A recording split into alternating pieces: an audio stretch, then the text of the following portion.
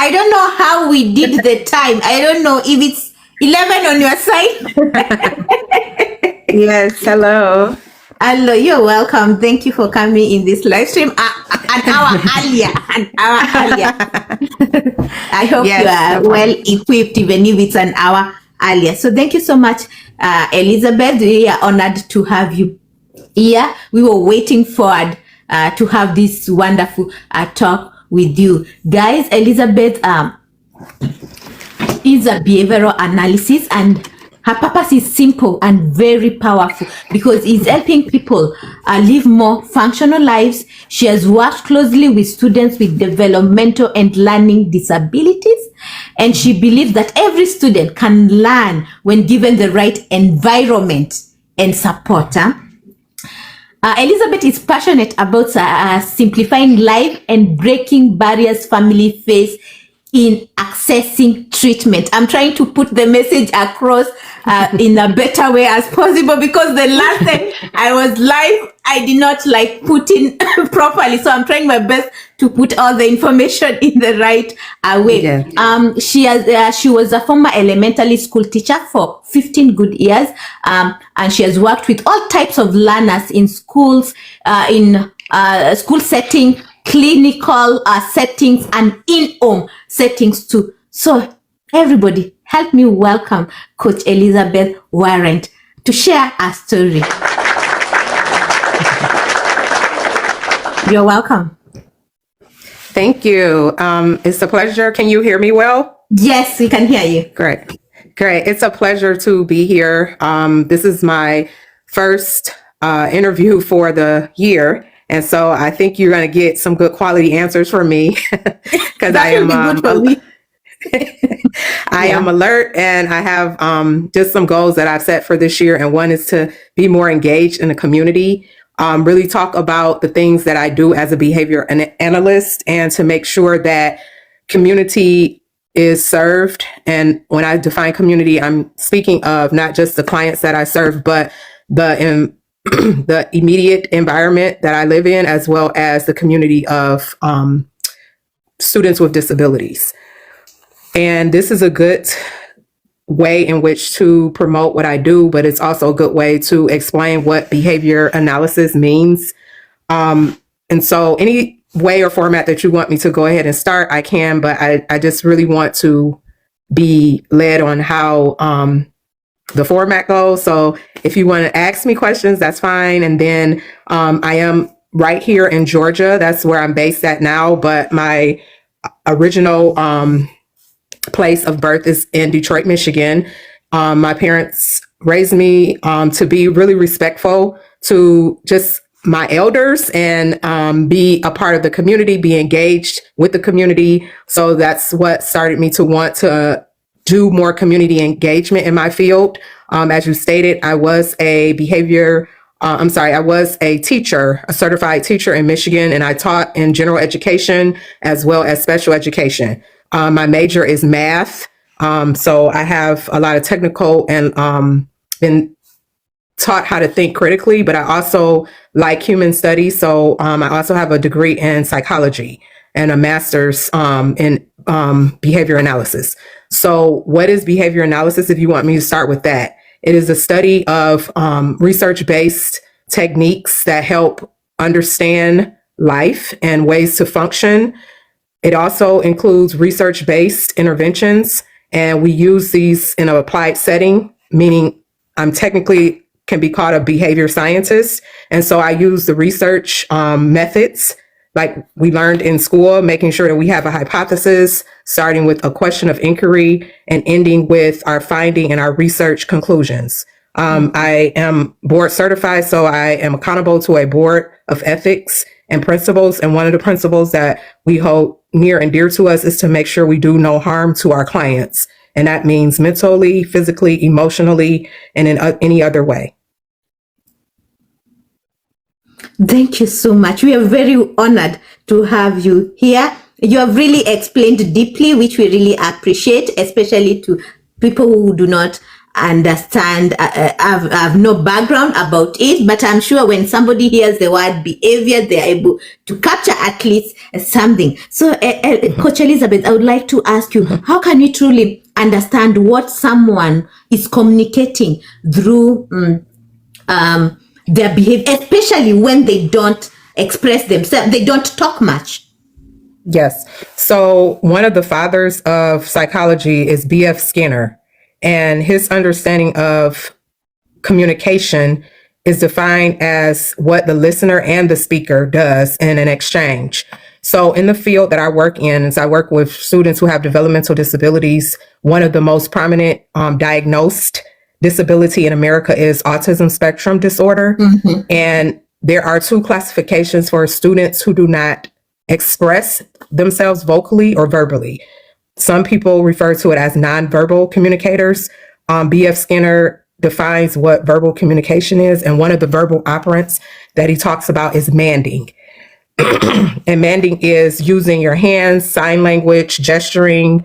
It is even using eye contact to communicate. So in the field of ABA, applied behavior analysis, some people will refer to learners who don't speak as nonverbal, but according to B.F. Skinner, it's the exchange between a listener and a speaker. So even if you are using sign language, ASL, American Sign Language, or any type of communication that involves eye contact, gazing your eyes and watching the speaker, you are in turn a verbal student. So we have to be very careful of small ways in which the community defines nonverbal and verbal language.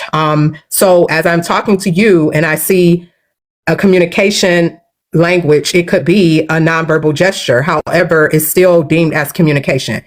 Also, there are 4 functions of behavior that I like to bring up when I talk about this. And this is evidence-based, which means there's research on it, and 5 that are accepted in a field, but 4 primary. So I use the SEAT, the word SEAT acronym. S stands for sensory, E stands for escape, A stands for avoid, T stands for access to a tangible, and a lot of people call it sensory automatic reinforcement. SEAT, 4 functions of behavior, and one that is trying to be accepted now as gaining control, but it's not evidence-based, so it's not enough research on that, but it's 4 reasons mainly why. So behavior analysts understand the why behind behavior, and with any behavior, most people are doing it for 4 reasons. And when we understand why people are performing or engaging in behavior the way they are, then we understand how to address maladaptive. That's another word we say in our field, which is problematic behavior. So any behavior that gets attention, any behavior that causes someone to avoid something, a consequence, or even avoid people. Some people don't like to go into big crowds. So in order to avoid being anxious or anxiety or hyperactivity, they avoid crowds. But that is a function of their behavior, and it's a practical function. Some people may start going to the grocery store earlier in the morning just to avoid the crowd, or they may get out on a Saturday after 12 noon, or make modifications to their environment so that they can function and have a practical, successful story behind why they do what they do. Another one is we talk about access to tangibles. That could be food, that could be a favorite book, a favorite movie, anything that's tangible that you can put your hands on or engage in. That's another reason why some people behave the way that they behave. So we analyze behavior based on those 4 functions primarily. And the 5th one, like I said, is not evidence-based, but people are saying to gain control so people can have power or feel that they have a say-so in what they do. Thank you so much for helping us understand that. Do we apply this only to people who have disability, or can it be applied to even people who have no disability? Because there's still people who do not have autism or any other kind of disability, but they still don't talk much. Can we really apply what you have just discussed with people like that? Yes. So the field of applied behavior analysis, the first journal came out in the 60s, I believe. And so there is a journal called JABA, and it's a journal for behavior analysis, and it's actually applied. So it's scientific and it's studied, and it's also something that anyone, not just someone with a disability, can use and apply. And like I said, autism is just the field that I work in because I wanted to work with students with disabilities, but applied behavior analysis is something that can be used with neurotypical as well as neurodivergent crowds of people. So neurodivergent just means there is a way in which their brain operates differently than a typical child or a typical person. So yes, applied behavior analysis has been even used in corporations. So some corporations hire behavior analysts to increase their productivity with their staff. Maybe there is something that is related to behavior outcomes that they want. Even in marketing, you can use a behavior analysis depending on their experience. But yes, the field of ABA can be applied to students without disabilities. It actually helped me to lose weight during COVID. I had gained a lot due to stress in the environment. I'm sure a lot of people had their own independent things that they were going through during COVID, but I used some theories of ABA, such as self-monitoring is one of the ways that we collect data, and we train staff, students, as well as family members to collect data and self-monitoring, because one thing that we want to do is generalize what we teach. And so one concept that we talk about in the field of ABA is generalization. We can teach people how to gain a lot of skills that they don't know and learn things that they don't know how to do. Like you do a lot of teaching on passion and how to turn your passion into actionable steps that produces more finances for you. So ABA teaches how to live practical ways to increase functional living, which means increase your quality of living. So for me, my quality of living had decreased during COVID because I was not getting out, I was not walking, I was not exercising. So I felt sluggish, brain fog. I really didn't feel my best, which some people can say that across the country, not just in America. Across the world. And so I worked with a nutritionist and I used some self-monitoring techniques to make sure that, I just stuck to the program. So we always start with consent to make sure that we can provide treatment and consultation to our clients. And then once we have their consent, we start with diagnosing like their behavior, not like a psychiatrist diagnose their disability. We just look at their behavior, and then we use treatment goals to help them realize their success. Thank you so much. Thank you. I want to give you a small challenge. I have a son. He's a grown up right now. At the age of 1 year and a half, like that, we went to a supermarket to buy stuff, and he was like, I want that toy car. And that particular time I had not budgeted for that toy car. So I told him, no, maybe next time we need to budget. But he started falling down, doing crazy stuff. People are around. So people blamed me as a parent because why is my child doing that? So how should I interpret such a case when you as a parent, you find your child reacting? Okay, they said what they want, yes, but now you're not in a position to provide that. How do you handle when you use the knowledge you already have to handle this particular child? She's not disabled, she's normal, but crazy. So how I always start is with data. So we know data is more than just numbers. You're analyzing the environment. So is the store a store that you always go to? So let's use your child as a case study. Is this a store that you have? I used to go to all the time because I had relocated from one area to another one. So it was a different store, different people. Yeah. So for the first part of what you told me, when you are talking about different and new environments for people, that automatically contributes some anxiety or nervousness. So like I said, it's not just for children with autism, or developmental disabilities. Typically, anything that's new can bring anxiety to you. So you may want to explain what your expectations are before you go into the store. So my mom would always tell me, I'm giving you the mother talk. So before we get in the store, these are the expectations. This is a new store, or this is a store we've never been in, and we're all excited. So we call those antecedent-based modifications or interventions. So these are things that happen before a behavior meltdown or even an excitement can occur. So you have those talks, you show them like things that they may want, and then you even tell them, okay, these are things that you could get, like writing a list or budget, and these are things that you may we can't get today. And so with that, of course, children naturally are going to be children, no matter, how much planning we try to use ahead of time. They're going to react because of their immaturity. And so once they get into the store, I always tell some of my moms, make sure that you have a buggy. If they're too big, make sure that you have a better conversation with them about where they can go, where they can't go. But if they have a buggy, you can put them in the buggy and you can control their behavior a little bit more if they're just walking around with you freely. However, even once you get into the store, sometimes they just want to act new because this is a new environment. Maybe they're overstimulated and they can't explain to you, it's a lot of people here. I feel excited or I feel nervous. And so I give them something we call a forced choice. You can have this or you can have that. You can have this toy or that toy. So force them to choose a toy that you can afford. Maybe they like, but it's more a version that...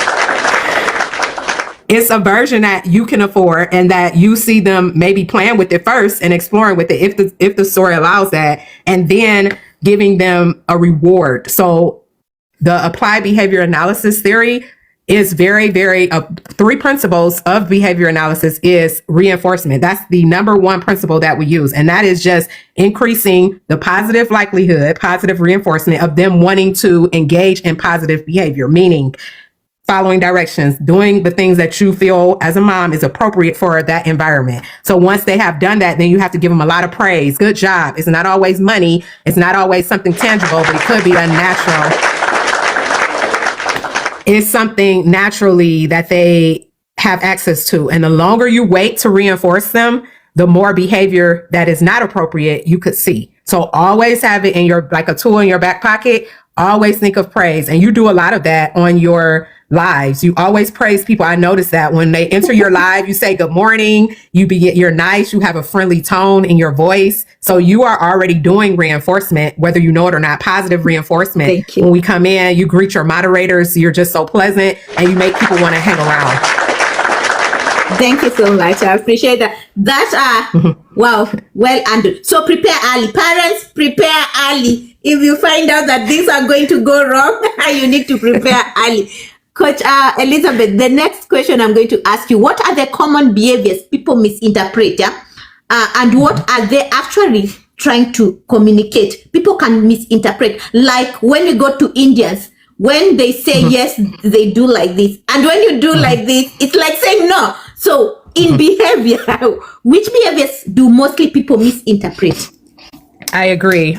So culturally, we have to have a lens or a viewpoint of understanding. And that's one of our charges as a behavior analyst, is to understand cultural sensitivity is what we call it, and cultural knowledge of how other communities act and react. And so one cultural sign or gesture may mean one thing in one country or one culture, and then it's something else in America. So I think one thing that you said is when children make eye contact with adults. So in America, that is seen as respect. But I know I have some Nigerian friends in Nigeria. In Africa, yes. Yeah. It and is maybe disrespect. Yes, ma'am. Yeah. So we have to be careful of that. Also entering people's homes, because sometimes we do in-home therapy. When people enter, if you're a non-American or if your family are immigrants and they move to the United States, some families that I've lived or that I've gone, they don't want you to have your shoes on or bring into their homes a lot of things that they haven't approved. So you always have to ask them out of respect, and then have socks at the door or some footies at the door that you can put on. And then, like you said, just some of the greetings, it may not be like, what does that mean? So, but one of the major things I hear about is when the children don't look at the adult in the face. Yeah, mostly we have learned, like when you look at your parent, African, you're like disrespecting them. You should face them. So it becomes a challenge when you do public speaking. You're told to do a different thing. You have to do eye contact. So learning it becomes a problem. Even the immigrants that come from Africa, they come here, they get that challenge, but finally they get it. But when they go back home to visit or something, when they look their parents like that, it brings like, you went to the abroad, now you are coming back, you are doing whatever you want to do. So every culture. So it's good to learn other people's culture, right? So that you can show Yes, them ma'am. respect. Yes, ma'am. Thank you so much. Guys, I hope if you have questions, you put them down so that at the end, we are going to answer your questions. Thank you. Your next question is, how can parents, leaders, or partners respond without reacting emotionally? Because being in that store, my son is very disciplined right now. He's a grown-up, and I'm just saying that in case if he's online somewhere and he's able to watch me. But that reaction as a first mother, and I'm trying to become a mother, was tough to me, because in my family I'm the third born, and the other one who is under me, we are almost the same age, like 3 years difference. So I did not get a chance to raise a baby. So this time I'm a mother, and this child is doing this to me. So how, like a parent, I was bitter. I felt like pinching the child. Okay, I'm not supposed to talk like that because of where we are in Africa. Punishment is different totally with over here. So how should a parent react? The reaction. So I would say if they are in a store, depending on the culture again, and you do have them acting out, my mom would take us back to her car, and she would discipline us.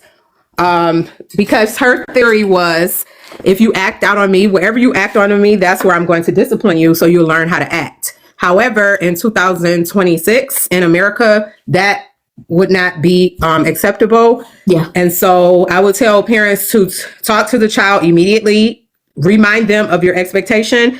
If they don't reset their behavior, let them know, I'm going to be leaving, and when I leave, you're going to leave with me.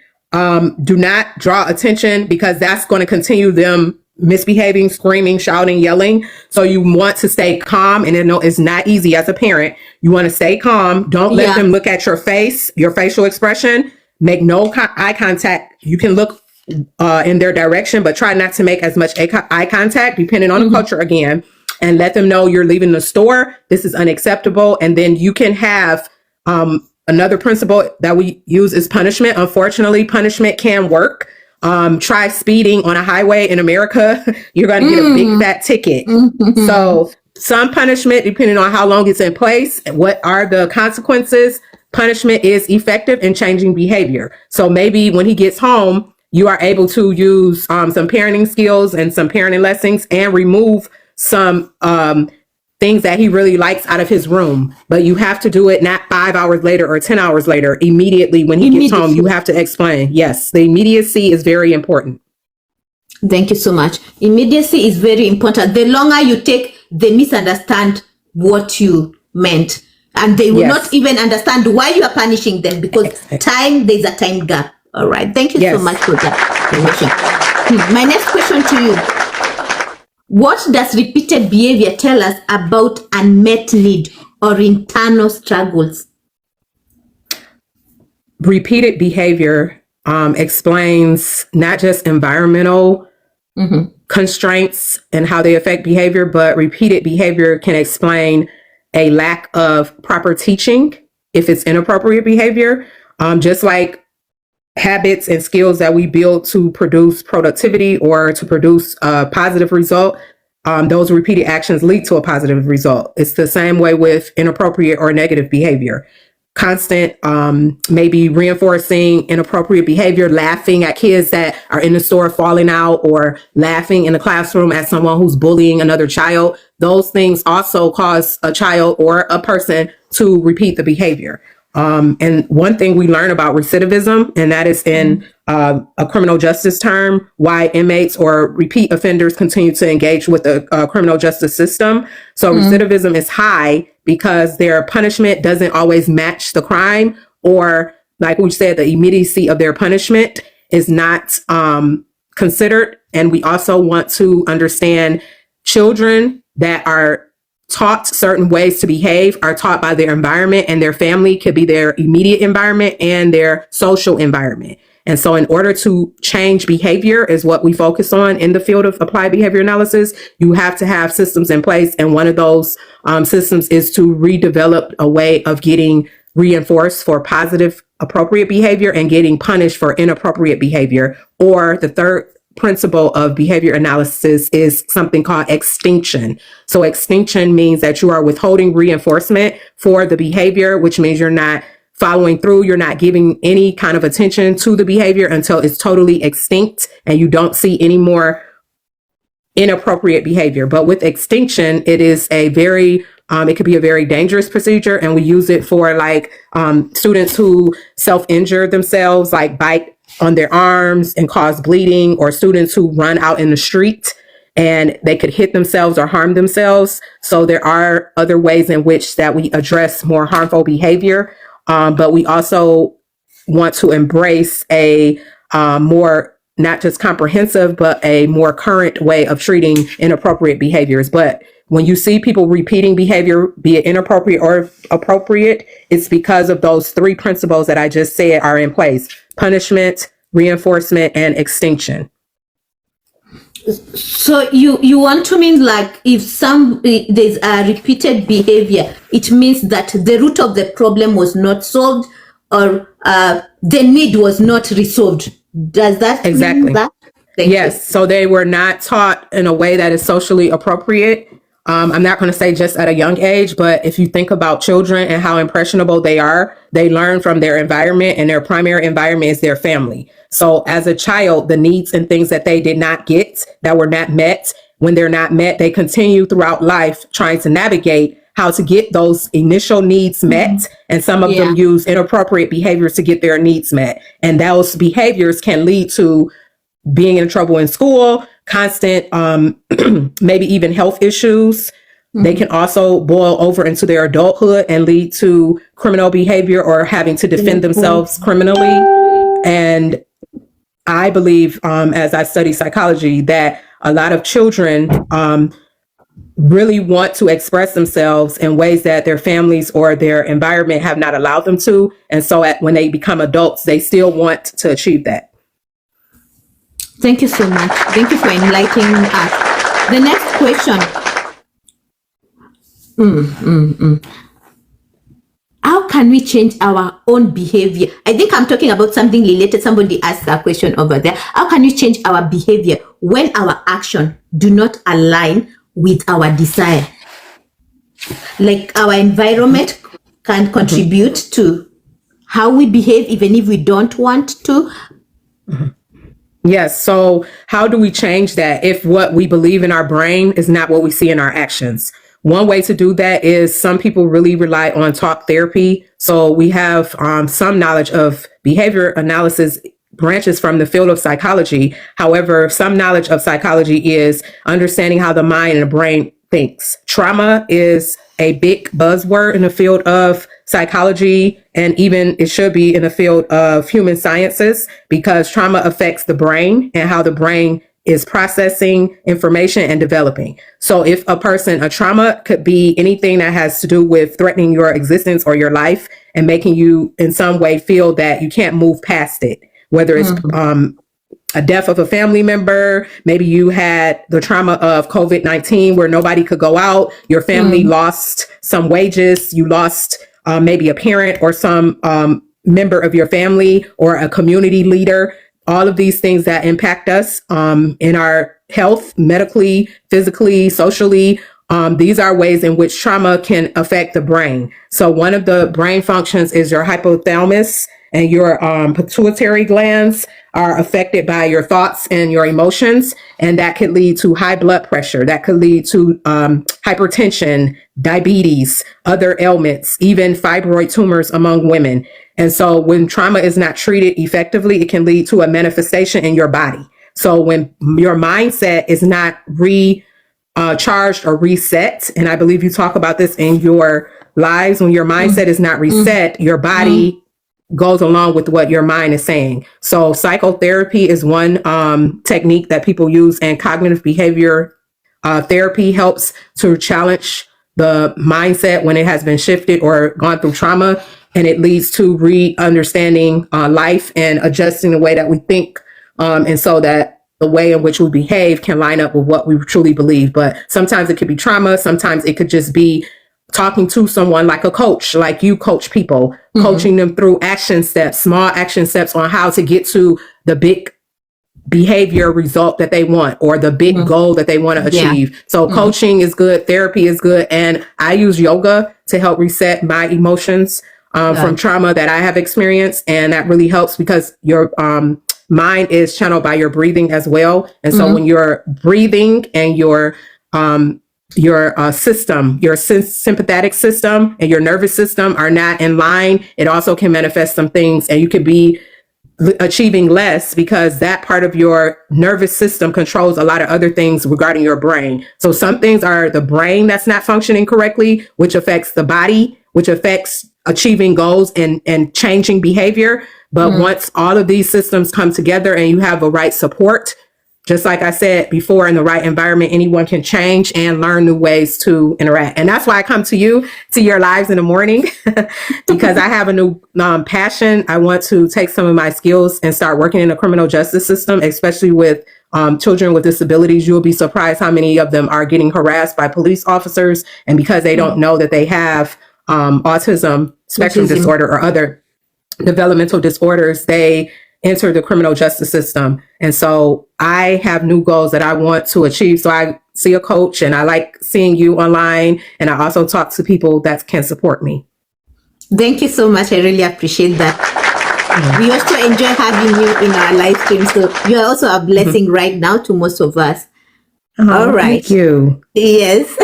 Guys, I hope you're enjoying. I hope you're taking notes. I hope you're learning something. There's a lot to learn. Guys, I told you, there's no end of learning. You learn every single day. So, Coach, let me ask you another question. Is it bad behavior a character problem, or is it a communication problem?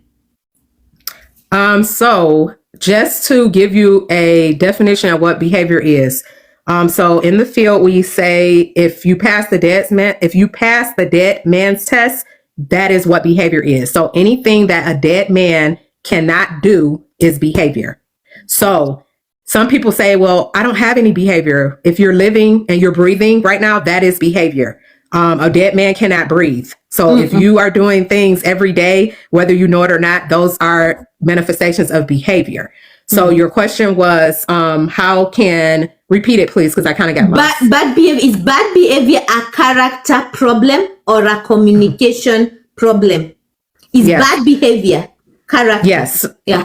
So bad behavior, we would call that problematic behavior that leads to maybe harm. Problematic behavior that may lead to interrupting the happiness and safety of someone else.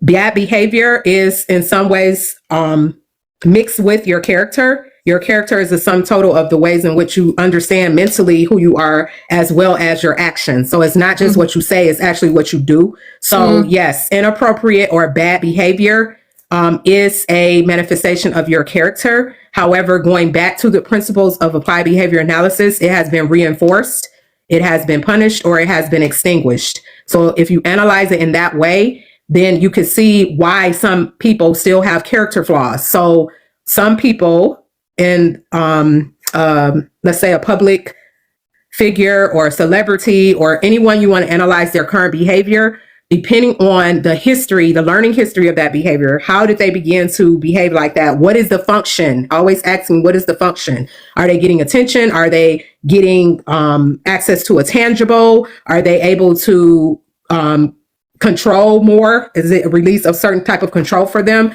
All of these things are ways in which we have to analyze it. But I do believe some inappropriate behavior is based on how their character was formulated as a child. So it all goes back to a child. And then as we grow up, we learn different things from people around us. But the foundation of our years are set at childhood. If you want to analyze behavior that, like I see amongst my students, even if the function of it has to do with their disability, it's still a part of their character. Meaning it's very important also to understand communication so that you're able to handle the situation, because now they might be communicating something different from what you are getting. So interpretation also matters, right? Yes. So also with the communication part, some people do have a character flaw or a misbehavior because they're not communicating well. So if you think about the case that you said with your son, some passerbyers, people that went past you in the store, may say, "Oh, that's They blame character." Yeah, they could blame you, or they can blame like the parent. It's the parents. They're not doing their job. Well, the bottom line is, if anyone is not heard, their voice, that's why I got the name Behavior Talks, because our behavior is talking, whether people are hearing what we're trying to tell them or not, it still is communicating something. And like you said, sometimes it's the miscommunication that people label their character by.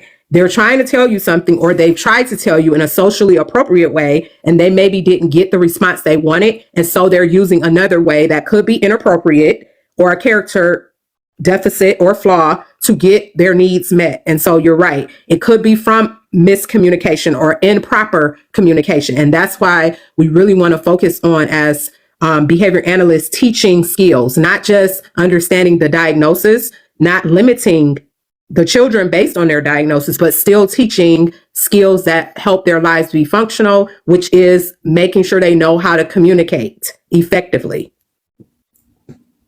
Thank you so much, because I've dealt with people with autism.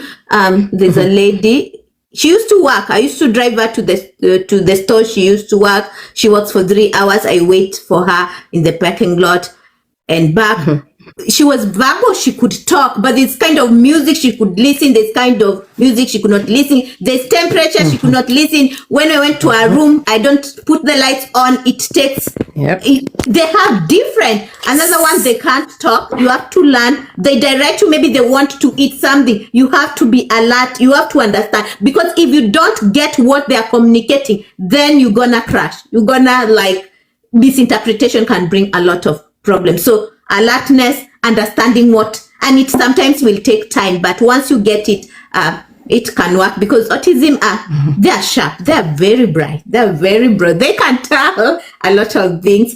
They can learn, especially the ones who can talk, they can learn different kind of language, like that lady was doing Chinese, and I'm like, what, Chinese? Because some of the language, Yes, you're right. And they, excuse me, I want to change my lighting. You're right. Some of the lighting, some of the environmental things affect them. And you have to know and understand them. So when we talk about communicating, we still have to understand them when they can't communicate. That's why we're their coach, their advocate, so that we can communicate to other people what they can't communicate. And they also have AAC devices. And that is a device that they use. They can push a button or a picture and it talks for them, talking devices. So it's a lot of technology, even in the field, that we use to help them have a voice and communicate effectively. Thank you so much for that. Very educative. Yeah. All right. My next question to you. How do you understand behavior improve relationship at home? How does understanding behavior improve relationship at home, at work, or even when you are doing leadership? Yes. So understanding behavior, because if you're dealing with people and you're dealing with human behavior, you definitely want to understand communication. You also want to understand that, like we talked about in the beginning, there is nonverbal behavior and there's verbal behavior. There is, like we call it in the world, we call it, you have verbal cues that you give to people, you talk out, and then your body language speaks. So understanding all of these dynamics of behavior is very important when you're talking about leadership and people, because a lot of things that people do don't always get a chance to be heard. Sometimes their behavior, like quitting, or some employees just, instead of giving a 30-day notice, they give a 2-week notice, or they may not tell you what's not productive or working on the job, and then you don't see them in a couple of weeks. So anything that helps steer your organization, your community, even like your viewership here, understanding by talking to people, sending out surveys, getting their feedback. That is a very important concept that anyone in working with human and behaviors and just the community in general, you want to get feedback from them, so that those that don't feel comfortable speaking up, they still have a way to show you or tell you how they feel and express themselves. The world is just full of ways to express yourself, and freedom of speech here in America is a big topic of discussion now.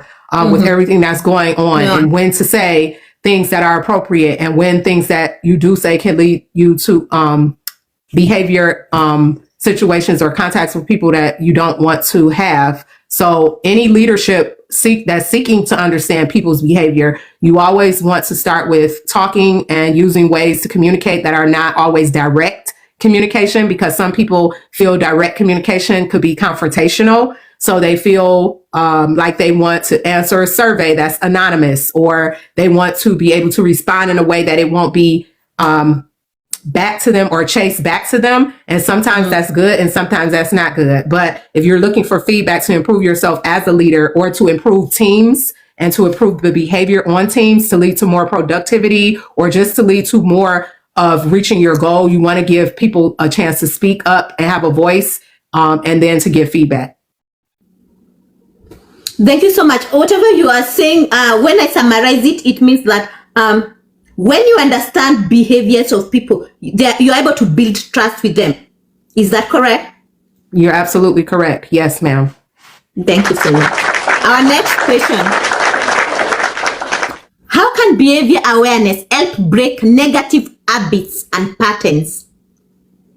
Yes, behavior awareness is just being mindful. I don't know, this is another word in the field, mindfulness. And so being able to be present where you are, and being able to hear what people are saying, understand what people are saying, and be able to voice how you feel and what you're saying. So that also is related to emotional intelligence.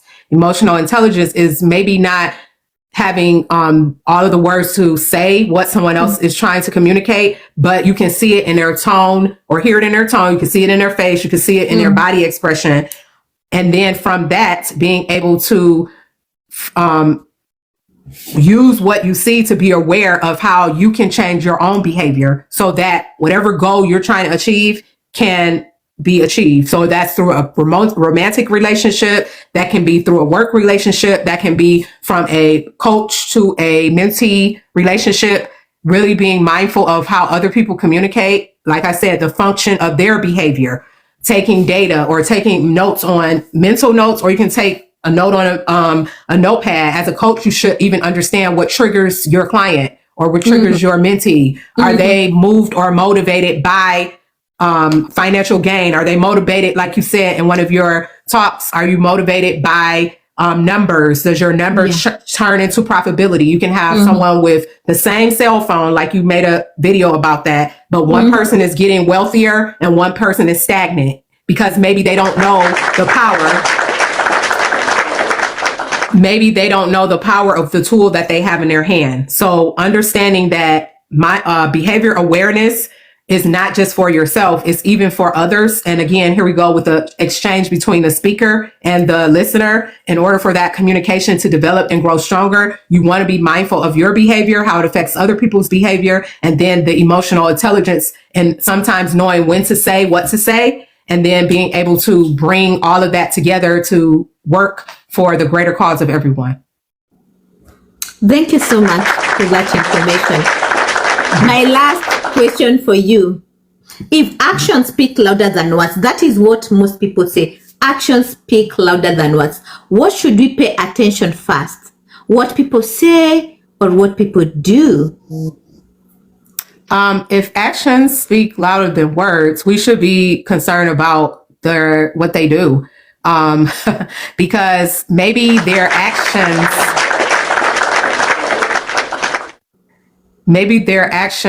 are not realized because they don't have a way to put the steps to achieve what they need to achieve, put those in place. However, you can still tell when a person is able to be accountable for what they're doing. And that's how you measure, that's how you measure behavior, is understanding. We call it a permanent product in the field of ABA.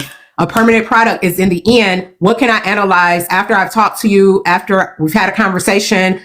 Give me some objective viewpoints or data to take on your behavior to show that you're actually trying to do better. And so that's why some companies have employee interviews when they do like a quarterly raise, or they give you a incentive to get a step increase, I don't know, on your job. They don't just go off of what you're telling them they're doing. They actually go off of tying what you say to a objective data point or an objective behavior that anyone that passes by can actually see, oh, they do mean what they say because this is the action that they're showing us.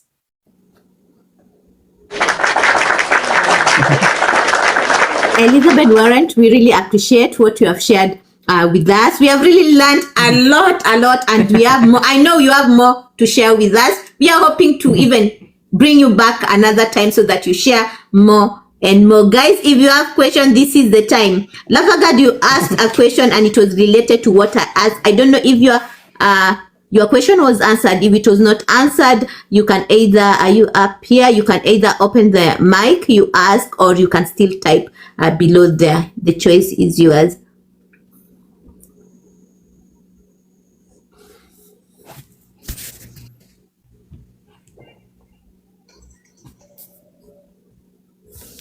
So which other platforms, as we wait for them to ask questions, which other platforms are you in?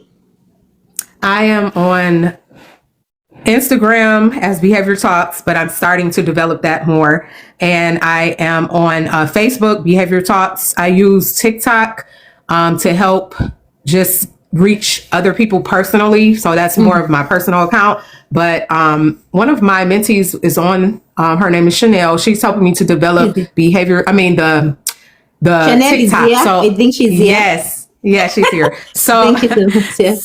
So our practice here in Georgia is called Complex Dynamics Integrated Health Services. So Behavior Talks is just our chat hashtag line, but our community is, the practice is called Complex Dynamics. So on TikTok is Complex ABA Therapy. That's where we have a lot of traffic go to. Complex ABA Therapy. Chanel, can you put that in the chat? And we have many ways in which we reach out to the community. We go into local libraries. We've done like community fairs, both Chanel and I. She's a BCBA candidate, which means she'll be becoming a BCBA soon. She's finished her coursework and classes and her hours, because we have to have supervision hours with our clients, 1,500 hours to be exact. And now it's an extra 500, so about 2,000 hours of practicum. And we have to make sure that, she just put it in the chat, we have to make sure that we are practicing ethically and not using more traditional methods. There are more current methods of implementing behavior. So for instance, one of those methods is something called functional behavior assessment, FBAs. So a more current way of doing FBAs is not using the whole process and procedure, because it can be a bit intimidating for children. So we want to make the families more involved. So we do a lot of indirect assessments, and we do a lot of hypothesizing, which is part of the scientific process. And we use data, a lot more data, and not contriving those dangerous behaviors in order to treat them or find behavior strategies to treat them. But we want to use ways in which promotes acquiring appropriate behaviors and not triggering like elopement, running out of buildings or running out of the office, or having children self-harm themselves because they can't tell you, I want a break. So we use like break cards or nonverbal, like I said, the AAC device, ways that they can talk. So all of the things that we do, we try to put it and keep our clientele safe. So we don't put our clients on social media, but we put our theory and our beliefs on social media. Thank you for that. I know the gadgets. I've been with someone and it's easier. You just learn how to use it and it can talk and everything. Translation can come out nicely. The complex ABA therapy, guys, you can follow that account. You see the contact and everything is over there. I hope you post content all the time so that you can able to get more information. Chenji, you had Chenji Armstrong, you had a question. You can open your mic and ask the question. Yeah, hello. Hello. So like my questions are multiple of them. And the first one is, what is the boundary between the excessive kind of disciplining? And by that, I mean the physical contact kind of discipline, maybe using the belt or the cane or the slap or the pinch. You get what I'm saying? What is the boundary between that excessive disciplining and the disciplining that is just right. Because most parents will talk about this will hurt me more than it will hurt you, that nachapa makosa.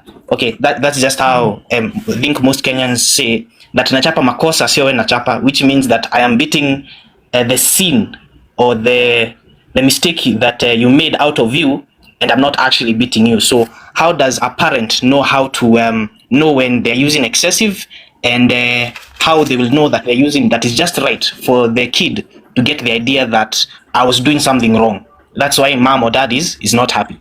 So that's just the first one. The second is, in what scenario is it actually appropriate to use such force? Because I'm pretty sure some of it can, like those small punishments that you won't eat this because you did that, or I won't let you have this because you did this and that. And then there's the one that you can actually talk to them. So in what scenario will you actually see that, according to psychology, if I don't actually use force, that this kid might end up being spoiled, or they'll keep on repeating the same mistake that will eventually lead them to getting harmed. So how do I analyze the situation and know here I actually have to use force? And of course, the force that is just right. And then the third one is that in what scenarios is actually using force? You see, all my questions are about force. I guess it's just trauma. So in what scenarios is force and not, it doesn't really work? Like I remember that, and it haunts me to this day, even if it's several years later, that back in high school we used to get beaten like animals just because we didn't understand mathematics or a specific subject we suffered. But from Form 1 to Form 4, these people are getting beaten, but they didn't get any better in the subject. All right, and they are genuinely trying to improve. So in that scenario, I think the teachers were just releasing the anger on the students. So in what scenarios does disciplining with force doesn't even help, though most think that it'll actually help? Yeah. Okay, so the first thing that I wanted to reiterate is the functions of behavior. So as a parent, if you constantly see that your child is acting out and trying to make eye contact with you, or your wife or the mom versus the father has an authoritarian style of parenting, and maybe the wife has a permissive style of parenting where they kind of make oh, it's okay today, but tomorrow you have to do this. And the father is more authoritarian, where he's saying, no, you have to do this now. I'm not waiting for you to do what I tell you to do. You have to do it now. You want to make sure the parenting style is the same, because if not, we have behavior contrast, which means kids know what parent or what adult to go to get a certain punishment or to get a certain reaction. So for instance, when I was a child, my dad was more authoritarian than my mom. And so eventually when they became on the same level, they both were like a real forceful team. So we knew none of them played. So we just didn't ask either one of them. So that's another thing that children do. They know which parent they can go to get what they want. That's true. No matter what child it is. And they know even if the parent is not going to give them what they want, they can get it from the grandmother, the teacher at school. And some children go to school and try to tell their teachers, well, this sad story about their mom and their dad, and it's not true. So the whole village, the entire group of individuals that support the child, or the parents, the teacher, everybody, which I love about African culture, everybody needs to be on the same page and expect the same thing from the child. So when you have that, the force is the team. That is the force. So when the force is there, yes, the children will back in line. They will be in line because they know that no one is going to excuse their inappropriate behavior. So you can identify when the force doesn't lead to behavior change. When what you're teaching them, they're still not getting it. Maybe you want to use a different type of force, or you want to use less force and more reinforcement. So I am not against corporal punishment for your home. However, I cannot ever put that in a statement of like a strategy for parents to use. And I cannot condone, parents in a home and me witnessing them using corporal punishment with their children. However, every family is different. So whatever you do to help your child understand and control their behavior themselves, I think that is what I support. Some things I support, I don't put in writing, if you understand what I'm saying. And so using force is sometimes important, because if you don't use force, the police will use force. Exactly. And if you don't train the child at a young age, the system, the criminal justice system, will train them, and sometimes will unalive them as a result of training them, if you understand what I'm saying. And so force is ineffective, I would say, when it doesn't lead to behavior change. And this is what one of my goals for this year is advocating for behavior change, even in a criminal justice system. Some of the people that are trying to change behaviors, they themselves need their behavior changed. And so when you look at children that have inappropriate behaviors and you're trying to use force to show them you love them, and because you love them, you're trying to nip their inappropriate behavior in a bud, or if you're trying to change it at a young age, they have to understand that, and they have to understand that across the board. So everyone needs to be on the same parenting structure and style, and make sure that you do not give up or let up, and they will change their behavior. So continue the force at the same magnitude, which is the same level across multiple people, and their behavior will change. Thank you so much. That was wonderful. That was wonderful. That was a very nice highlight. It was a wonderful feedback and step by step, like practical. I hope your question was answered, because for me it was fully answered. If anyone else has a question, please, you can ask your question. If anybody else has a question, please do ask the question. So thank you so much, everybody. I appreciate all of you. If you feel like you don't want to answer the question over here, you can DM her and she can speak to you. Yeah, you can connect to her directly. Do you have anybody else who has a question? Lava Girl, was your question answered? Because I also feel we answered when you asked. We had the almost similar question. Anybody else? And if you're not satisfied, you let us know. She can explain further. Mm-hmm. What is your favorite part about your job? That's a question for you.